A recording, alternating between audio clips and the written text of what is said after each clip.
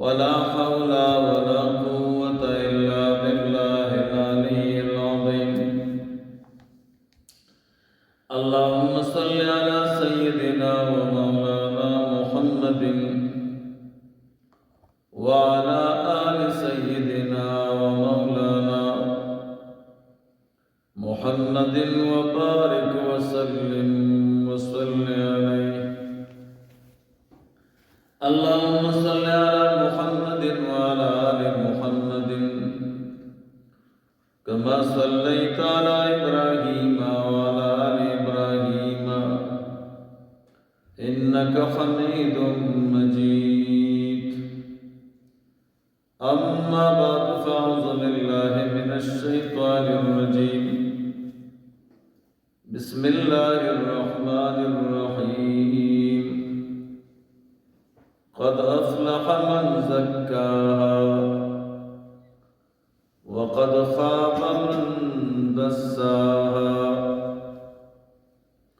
सदक़ल्लाहु मौलानल अज़ीम व सदक़ रसूलुहुन नबियुल करीमुल अमीन।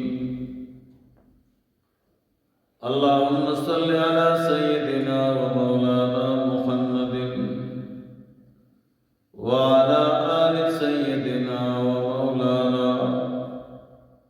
मुहम्मदिन व बारिक व सल्लिम व सल्लि अलैहि।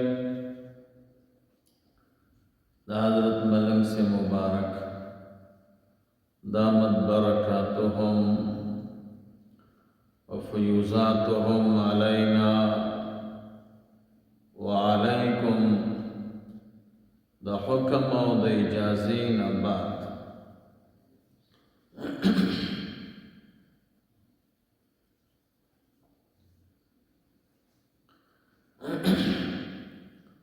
ज़मूंग उस्ताद व बहस रवान द मकतूबात शरीफ दावलनई हिस्से द मकातीब व द इजमाल मुताल्लक़ 210 मकातीब व इजमाल अगर बयान शव उस्तागी बाकी हिस्सा 211 नंबर मकतूब इमाम रब्बानी रहमहुल्लाह दारी कलद मौलाना यार मोहम्मद कदीम बदख्शी रहमहुल्लाह दे मकतूब शरीफ के दो खबर बाने बहस है। यौदा च द मौलाना रूम रहमहुल्लाह द यौ मक़ूली मुताल्लक़ चातरी न पुख्तन करे दागे जवाब पदे मकतूब शरीफ के रावा। दोम नंबर तसावुफ़ और सुलूक की और मुकाम दे अगीता मुकाम द तकमील और द इरशाद वाए द दगी मुकाम चिकम ज़रूरी शराइत थी दागी बयान पदे मकतूब शरीफ की दे। 212 नंबर मकतूब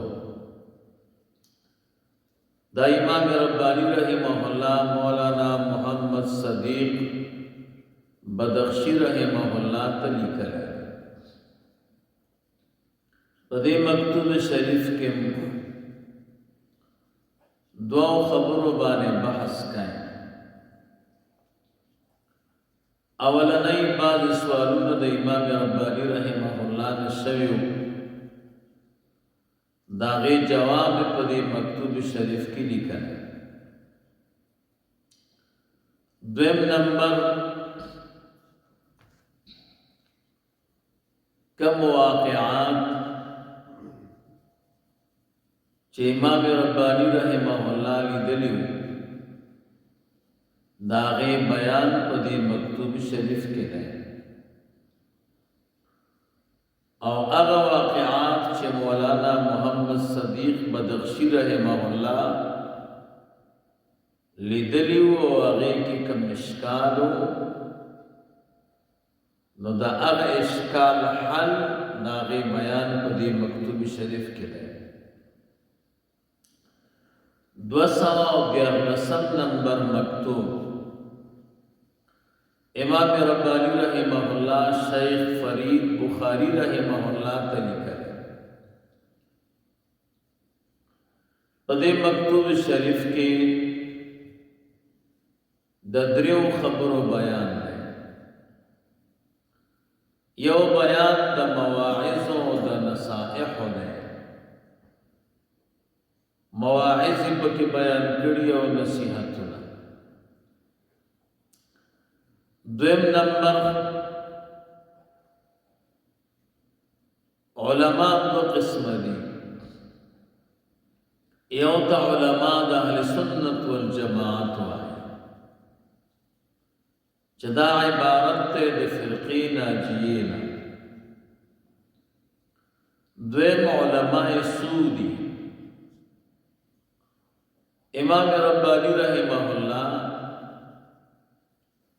بیان د ترغیب کړي په متابعت د علماء او د اهل سنت والجماعت او په بیان د اجتناب کې د صحبت د علماء سو دریم خبره علماء سو چاته وایي علماء سو هغه خلق توایي امام ربانی رحمه الله فرمایي چې علم دا وسیله ګرځولې د دنیا د ګټې علم باندې صرف دنیا ګټي او بس 214 نمبر مکتوب امام ربانی رحمه الله دا لیکل دی خان خانان عبدالرحیم رحمه الله په دې مکتوب شریف کې درې خبرې بیان دي یو خبره دا ده چې دنیا مزرعت د آخرت ده الدنیا مزرعت الاخره دنیا د آخرت کرونده ده سچ پکې وکړي آخرت کې باغري آخرت کې چې څومره نعمتونه دي او که زحمتونه دي دا د دنیا د عمل او د کار نتیجه ده دویم نمبر یو ډېر مهم ترین سوال دا د امام ربانی رحمه الله نشوه او داغي جواب کړ هغه سوال دا دی چې کافرانو کفر موقت ده سو وخت د پاره کفر کړي شپېته کاله اتیا کاله 30 کاله 50 کاله نو کفر موقت ده او عذاب مخلد ده نو پکار دا دی چې عذاب دې د کفر موافق ورکړي شي الله تعالی کافر ته همیشه عذاب ولې ورکړي د دې سوال جواب کړه انت چورسی بیا په هغه باندې بحث کوو او عام علما دا جواب کوي چې د کافر کفر موقت ښکاري او حقیقت کې مخلد دی ځکه عذاب مخلد دی دا غي وجه دا چې کافر عزم د کفر کړي خو مرګ ورته حائل واقع کدا مرګ مخې ته ورته نه راغلی نو د خو دغه سي کفر کو کنه نو عارض ورته پیښ شي مرګ نه کدا مرگ نوے نو د کفر ہمیشہ مخلد اللہ تعالیٰ کافر تچ عذاب مخلد ورکئی دا د عزم موافق د ارادی موافق چونکہ ارادہ و عزم دا کفر مخلد نو زک عذاب مخلد دے درم نمبر خبر پدی مکتوب شریف کے دا یو ضرورت من شفارس کئی ماتا استویلو رسول اللہ مبارک صلی اللہ علیہ وسلم فرمائے دیو بل شفارسون کوئی اللہ تعالیٰ باجرون درکے ستا کسوک شفارس نمن یا جدا مسئلہ و شفارس کول دا سنت طریقہ دا او دا سبب دا اجر 215 نمبر مکتوب دا امام ربانی رحمہ اللہ لکھل ہے مرزا دارام ابن خان خانام رحمہ اللہ پدی مکتوب شریف کی دا دنیا مذمت ورطا بیان کا چھ دنیا یو بیکار شے